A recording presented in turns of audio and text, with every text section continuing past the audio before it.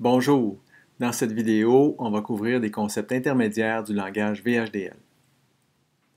Voici ce qu'on va couvrir dans la vidéo. Tout d'abord, on va voir les différents objets, les structures de répétition et de sélection, les attributs de signaux, les définitions de type scalaire et composé et les fonctions et procédures. Donc tout d'abord, en VHDL, il y a 4 catégories d'objets: les constantes, les signaux épars, les variables et les objets de type file. Lors de la déclaration d'un objet, on spécifie sa catégorie, son identificateur et son type. On peut aussi lui assigner une valeur initiale.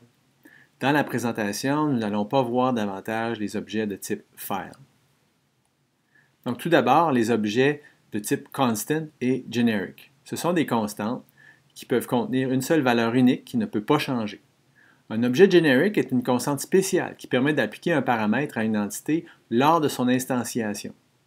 Encore une fois, dans un circuit, on pourrait instancier plusieurs fois une même entité, différents blocs identiques mais distincts. Et pour chacune, on pourrait spécifier des valeurs différentes de ces generics.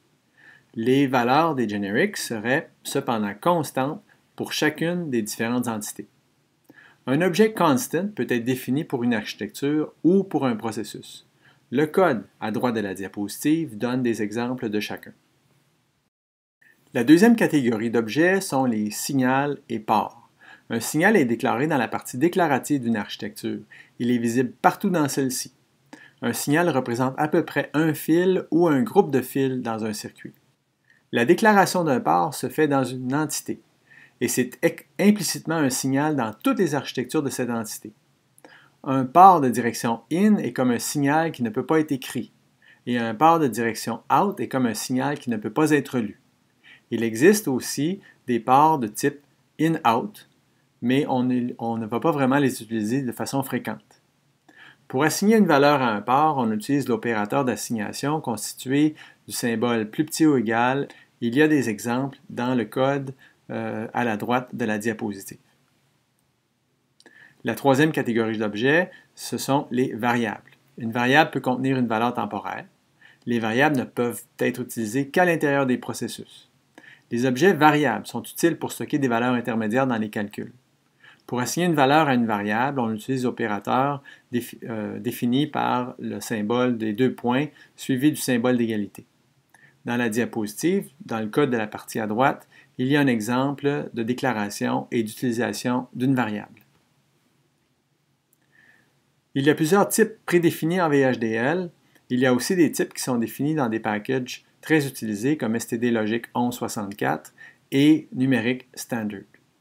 Les generic, constant, signal, pare et variable doivent toujours avoir un type. Ces types peuvent être l'un des types prédéfinis, l'un des types définis dans les packages, ou on peut aussi définir ses propres types. Les types les plus utilisés en VHDL sont probablement le type stdlogic pour représenter des fils, le type integer, natural et positive pour des entiers. On va rarement utiliser les types boolean et bit. On va plutôt favoriser l'utilisation du type stdlogic. Les types composés les plus populaires sont probablement stdlogic vector pour un ensemble de bits et les types unsigned et signed pour des bits qui représentent des quantités numériques. Le type stdlogic est fondamental à VHDL. Il permet de modéliser les valeurs logiques sur un fil électrique. Un signal ou une variable de type stdlogic peut prendre l'une de 9 valeurs, soit 1, 0, z, x, u, w, l, h et tiret. Une valeur de x représente en général un signal mené par 2 sources en même temps. Sur la diapositive, on le voit bien ici. Dans ce cas-ci, il est impossible de déterminer la valeur du signal de sortie. C'est pour ça qu'on lui donne la valeur de x. Effectivement, il faudrait connaître la valeur de la résistance des fils ici, les valeurs des résistances relatives et définir si le signal est plutôt vers VCC ou plutôt vers la masse. Les valeurs 1 et 0, bien sûr, correspondent respectivement à se connecter à l'alimentation et à la masse. La valeur Z correspond à un signal qui est déconnecté du reste du circuit. Donc l'intérêt ici, c'est qu'on pourrait relier ce fil ici à un autre fil qui provient par exemple d'une porte logique. Et il n'y aurait pas danger d'avoir un court-circuit. La valeur du tiret représente une valeur sans importance ou un don't care. La valeur U est donnée au début d'une simulation pour dire que le signal n'a pas encore été initialisé. Les valeurs W, L et H sont peu utilisées dans la modélisation de vrais circuits. On peut définir de nouveaux types en VHDL. Les définitions de types sont faites dans la partie déclarative d'une architecture ou encore dans un package. On peut définir de nouveaux types grâce au mot-clé type et des sous-types avec le mot-clé subtype. On peut aussi définir des types composés dont les éléments sont tous du même type. On aurait alors des vecteurs ou des matrices avec le mot-clé array en VHDL, ou être de types différents. Et là, on utilise plutôt un genre de structure qui en VHDL s'appelle record. Voici différents exemples. Tout d'abord, un type entier sous 20, voilà le nom du type ici, qui serait les valeurs entières de 0 à 19 inclusivement. Ensuite, deux exemples de matrices. Tout d'abord, une matrice de nombres réels avec 10 nombres qui auraient les indices 1 à 10 et chacun des nombres aurait le type real. Ensuite, un autre exemple où on définirait un tableau de vecteurs de type STD Logic Vector de 3 bits. Et le nombre de rangées dans ce tableau n'est pas défini lors de la déclaration. On définit ensuite un exemple, une constante qui s'appellerait vecteur et qui serait du type tableau SLV3. Et dans cette déclaration, on définit qu'il y aurait 1, 2, 3, 4, 5, 6, 7, 8 éléments dans le tableau. Ensuite, deux exemples d'utilisation d'une énumération. Tout d'abord, le type nom de mois, is, avec des identificateurs pour chacune des valeurs possibles pour une variable qui serait définie du type nom de mois. Finalement, une autre déclaration d'un type qui serait une structure du langage C, c'est-à-dire avec le mot-clé record.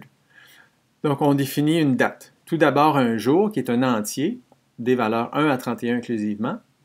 Un mois qui correspond au type nom de mois, donc qui pourrait avoir les valeurs janvier à décembre inclusivement. Et une année qui est un nombre positif entre les valeurs 1 et 3000. On définit ensuite une constante qui aurait le nom confédération, son identificateur, serait de type date et elle aurait la valeur 1 juillet 1867. En VHDL, il y a quelques structures de répétition et de sélection. Elles sont utilisées à l'intérieur de processus. On retrouve par exemple l'énoncé for, on peut aussi utiliser l'énoncé while pour les boucles, et pour les conditions, il y a if then else et case. L'exemple de code à droite de la diapositive montre l'utilisation du for et du if. En VHDL, on utilise beaucoup les attributs. Ils permettent d'obtenir de l'information à propos des types, des signaux et des variables. VHDL inclut des attributs prédéfinis, on peut aussi en définir de nouveaux. Les attributs s'utilisent dans des expressions, ils ont des valeurs. L'exemple de code, par exemple, nous montre l'utilisation de l'attribut length, qui retourne le nombre d'éléments d'un vecteur, ici du vecteur levot. En VHDL, on peut aussi utiliser des fonctions et des procédures. Les fonctions et procédures peuvent être définies dans la partie déclarative d'une architecture ou encore dans un package. Les fonctions et procédures peuvent être surchargées, c'est-à-dire que deux d'entre elles peuvent avoir le même identificateur, mais une liste de paramètres différents. On peut aussi, en passant, surcharger les opérateurs en VHDL. Une fonction est un sous-programme qui retourne un résultat unique.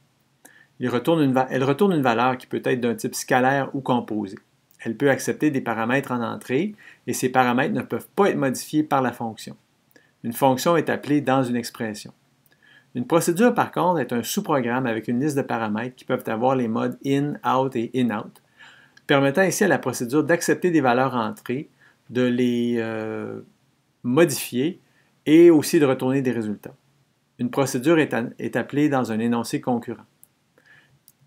L'encadré en bleu donne un exemple de définition d'une fonction pour une porte et. Ceci conclut cette vidéo sur quelques concepts intermédiaires du langage VHDL.